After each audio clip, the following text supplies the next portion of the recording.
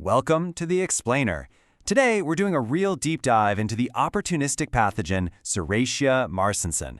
Now, this whole overview was generated using Gemini, and if you want to check out the sources for yourself, all the materials are right there in the linked notebook. Okay, so here's our game plan.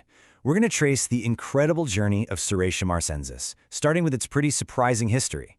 Then we'll hit the lab to see its profile, understand its impact on patients, and finally get into how we actually fight this thing in the hospital.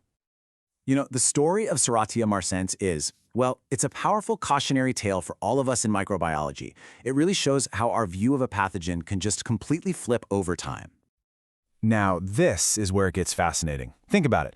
It starts out as this weird curiosity in Italy, making polenta look like it's bleeding. It seems so harmless with its bright red pigment that for decades, scientists actually used it as a tracer to study how things spread through the air. That all came to a crashing halt in 1950 with Operation Sea Spray, a military experiment that completely unintentionally proved on a massive scale that this harmless bug could cause severe, even deadly infections in people. Okay, so let's head over to the lab. How do we actually spot this pathogen when it shows up on the bench? Let's break down its key characteristics.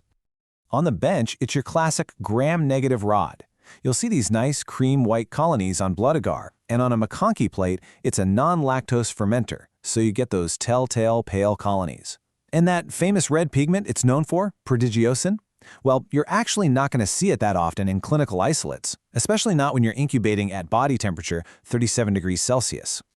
And this table really lays out its biochemical fingerprint.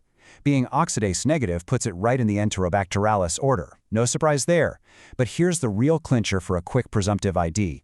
That combination of a positive DNase test and a negative indole test. That combo right there is a huge pointer that helps separate it from a lot of other common gram-negatives you'll encounter. Now, this is absolutely critical to understand.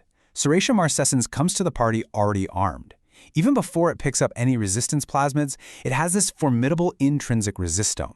It's got a chromosomal AmpC beta-lactamase that just knocks out a whole list of common antibiotics right from the get-go, things like ampicillin, early-gen cephalosporins, and even colistin. All right, let's pivot from the bench to the bedside. What kind of diseases does this bug actually cause, and what tools does it use to make people sick? Serratia marcescens is really the quintessential opportunistic pathogen. It causes a whole spectrum of healthcare-associated infections, from UTIs to ventilator-associated pneumonia. But man, it hits our most vulnerable patients the hardest. In neonatal intensive care units, it can be absolutely devastating. We're talking mortality rates that can climb as high as 44%. Anyone in the ICU or who is immunocompromised is seriously at risk. It's not just one thing that makes it so nasty. It's got this whole arsenal of weapons. It uses a special capsule to basically wear a disguise and hide from our immune system. It pumps out enzymes that just chew through host tissues. And it's an absolute master at forming biofilms on things like catheters, creating these little fortresses that are incredibly hard to get rid of with antibiotics. So how do we treat it? Well, that brings us to the immense challenge of treatment, a conversation that is completely dominated by its tricky resistance mechanisms, especially that inducible AmpC beta-lactamase. And here it is, the absolute central challenge. This organism has an inducible AmpC. What does that mean? It means a drug like ceftriaxone might look totally susceptible on the initial lab report, but then, in the patient, exposure to that very drug can flip a switch, causing the bug to pump out this enzyme and become resistant, leading to treatment failure. It is a classic trap for any clinician who isn't paying close attention. These EUCAS breakpoints really hammer that point home. See the specific warnings right there for drugs like ceftriaxone, and the note about piperacillin tazobactam being controversial? This is exactly why drugs that are stable against AmpC, like cefepime or the carbapenems, are our go-to choices for any serious infection. Now, because of this tricky resistance profile, you start to see some really interesting and clinically important differences in treatment guidelines around the world, especially when you compare the approach in the Netherlands to broader international recommendations. This slide just perfectly captures the debate over piperacillin tazobactam. The international IDSA guidelines say, hey, be cautious, especially with really sick patients. But the Dutch SWAB guidelines, they go a step further. They issue a formal non-recommendation for using it in sepsis, which basically tells clinicians to stay away from it in those high-risk situations. So for the big, scary infections like bacteremia, both sets of guidelines tend to lean on carbapenems as a reliable first choice. But the key takeaway for a carbapenem-sparing option is cefepime. It consistently shows up as the best alternative, and that's all because of its stability against that pesky AmpC enzyme. But of course, what about our smallest, most vulnerable patients? Treating neonates and children adds a whole other layer of complexity to this already challenging picture. You know, sometimes a single number can tell the whole story.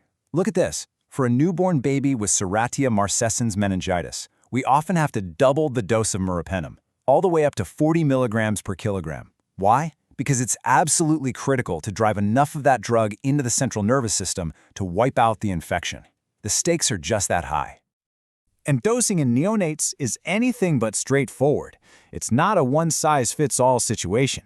You're doing these incredibly precise calculations based on everything from their weight and gestational age to their postnatal age. It's a highly specialized field where getting that dose exactly right can literally be the difference between life and death. So given how tough this bug is and how it loves to hang out in the environment, the ultimate battle against Serratia marcescens isn't really fought with antibiotics. It's fought with relentless, stringent infection prevention and control. The core strategy? It all comes down to getting the fundamentals perfect every single time. Hand hygiene is without a doubt number one. It's the most critical thing we can do.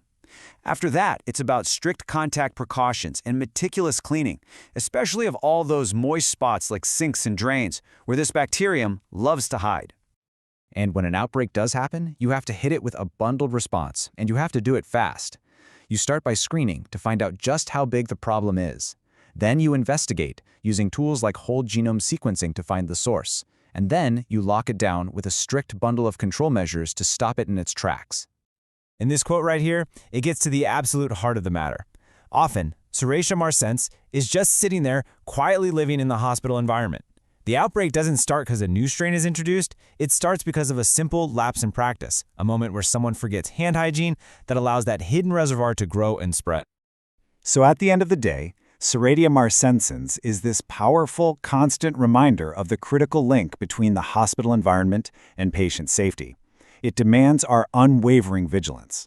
Hey, if you found this explainer helpful, please subscribe for more. And we'd really love to hear from you. Share your own experiences or your local IPC strategies in the comments below.